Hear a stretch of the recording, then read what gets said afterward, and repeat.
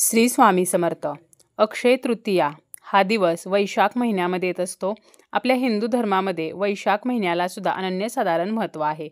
प्रत्येक मराठी महिन्याचे काही ना काहीतरी महत्त्व आहे आणि त्यापैकीच वैशाख महिना सुद्धा अतिशय महत्त्वाचा मानला जातो. वैशाख महिन्यातील शुक्ल पक्षातील तृतीयेला अक्षय तृतीया येत असते. या शुभ दिवशी स्नान व दान करणे हे अत्यंत महत्त्वाचे सांगितलेले आहे. या दिवशी केलेल्या चांगल्या कर्माचे शाश्वत परिणाम आपल्याला प्राप्त होत असतात. तसेच भगवान विष्णूंनी नारदाला असे सांगितले होते की अक्षय तृतीयेला मनुष्य जे काही काम करेल त्याचे अक्षय पुण्य त्यास मिळेल, जे कधीही संपणार नाही. अक्षय या शब्दामध्येच आहे कधीही न संपणारे, कधीही नाश न पावणारे. अक्षय तृतीयेच्या दिवशी लोक सुख, समृद्धी, ऐश्वर्य त्याचप्रमाणे धनप्राप्तीसाठी अनेक उपाय करत असतात. त्याचप्रमाणे अक्षय तृतीयेच्या दिवशी कोणतेही शुभकार्य करण्यासाठी मुहूर्त बघण्याची गरज नसते, कारण अक्षय तृतीयेचा संपूर्ण दिवस जो आहे तर तो शुभ असतो. 3.5 मुहूर्तांपैकी एक संपूर्ण मुहूर्त म्हणजे अक्षय तृतीयेचा दिवस. तर अशा या अक्षय तृतीयेच्या दिवशी उपवास जो आहे तर तो सुद्धा केला जातो. आता हा उपवास कोणी करावा, त्याचप्रमाणे कसा करावा आणि हा उपवास कधी सोडला जातो, तसेच अक्षय तृतीयेची पूजा जी आहे तर ती कोणी करावी, यामध्ये नैवेद्य काय असावा, कोणत्या नैवेद्याला मान आहे आणि नैवेद्य ठेवताना कोणत्या चुका करू नयेत, अशी संपूर्ण माहिती आपण आजच्या या व्हिडिओमध्ये पाहणार आहोत. व्हिडिओला सुरुवात करण्याअगोदर तुम्ही जर चॅनलवरती नवीन असाल आणि पहिल्यांदाच माझे व्हिडिओ पाहत असाल तर चॅनलला सबस्क्राईब करा. व्हिडिओ माहितीपूर्ण वाटला, व्हिडिओ आवडला तर व्हिडिओला लाईक करा.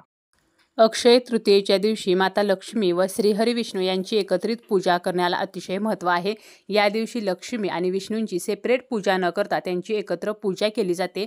एकत्र माता लक्ष्मी आणि श्रीहरी विष्णूंचा फोटो असेल तर त्या फोटोची आपण पूजा करू शकतो, किंवा माता लक्ष्मीची मूर्ती आणि श्रीहरी विष्णूंची मूर्ती किंवा फोटो किंवा बाळकृष्णांची मूर्ती ही एकमेकांच्या जवळ ठेवून ही पूजा जी आहे तर ती केली जाते.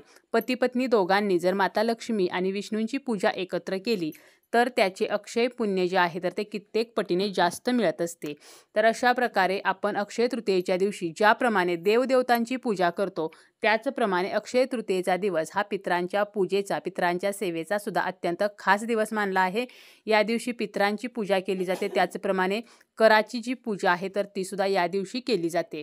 आता या दिवशी उपवास जो आहे तर तो सुद्धा केला जातो. आता हा उपवास कोणी करायचा आहे, तर जी व्यक्ती कराची पूजा करणार आहे म्हणजेच पितरांची पूजा करणार आहे तर त्या व्यक्तीने हा उपवास करायचा असतो. म्हणजे आपल्या घरातील जो कर्ता पुरुष आहे तर त्याने हा उपवास करायचा आहे.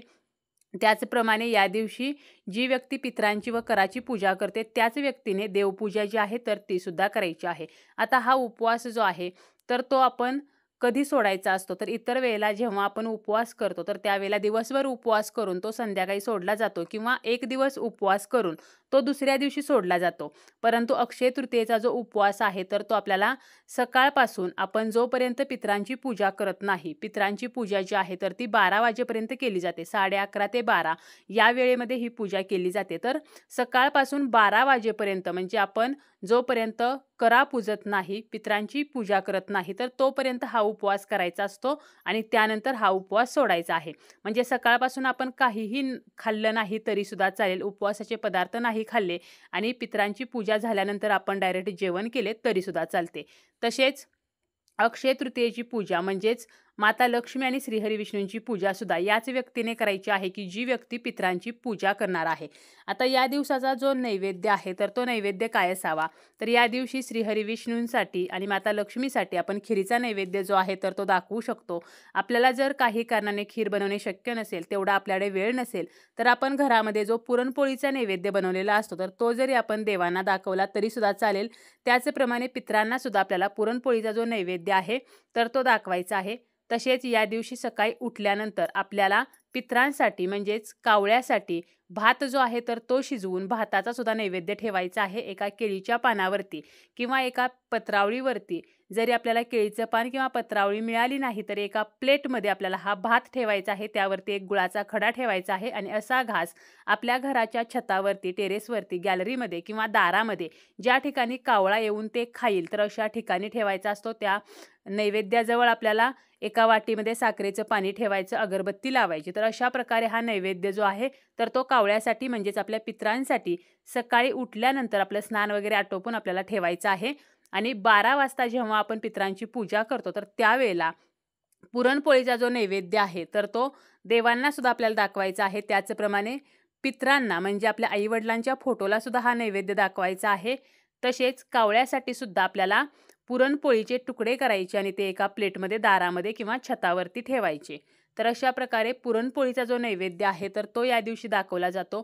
आपण जेव्हा कराची पूजा करतो तर त्या करांवरती सुद्धा आपल्याला पुरणपोळीचा नैवेद्य आणि त्यावरती एक आंबा जो आहे तर तो ठेवायचा आहे। म्हणजे पुरणपोळी आणि आंबा तर या नैवेद्याला या दिवशी विशेष असे महत्त्व आहे। पितरांना पुरणपोळी आणि आंब्याचा नैवेद्य दाखवला जातो।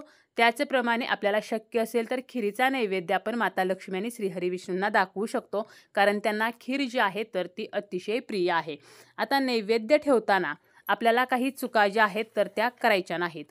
विष्णूंना तुळशीपत्र जे आहे तर ते अतिशय प्रिय आहे, त्यामुळे विष्णूंचा जो नैवेद्य असणार आहे, देवांचा जो नैवेद्य असणार आहे तर त्यावरती आपल्याला आवर्जून तुळशीपत्र जे आहे तर ते ठेवायचे आहे। तसेच आपण जो पितरांना नैवेद्य ठेवतो आणि देवांना नैवेद्य ठेवतो तर देवांना नैवेद्य ठेवताना नैवेद्याखाली आपण भरीव चौकोन काढतो आणि पितरांना जेव्हा आपण नैवेद्य दाखवतो तर त्यावेळेला आपल्याला त्या नैवेद्याखाली चौकोन न काढता गोल जो आहे तर तो काढायचा आहे।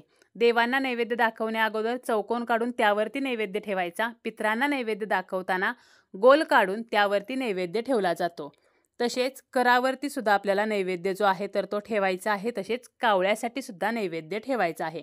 आता पितरांना जो नैवेद्य दाखवलेला आहे तर तो त्याच व्यक्तीने खायचा आहे की ज्या व्यक्तीने पितरांची पूजा केलेली आहे। घरातील इतर व्यक्तींनी तो नैवेद्य जो आहे तर तो खाऊ नये आणि जो देवांचा नैवेद्य आहे तर तो कोणीही खाल्ला किंवा गाईला दिला तरी सुद्धा चालेल। त्याचप्रमाणे करावरती आपण जो पुरणपोळीचा नैवेद्य ठेवलेला असतो तर तो दुसऱ्या दिवशी आपल्याला गाईला द्यायचा आहे। तर अशा अगदी छोट्या छोट्या गोष्टी आहेत, या गोष्टींची काळजी आपल्याला नैवेद्य ठेवताना आणि देवांना तसेच पितरांना नैवेद्य दाखवताना घ्यायची आहे।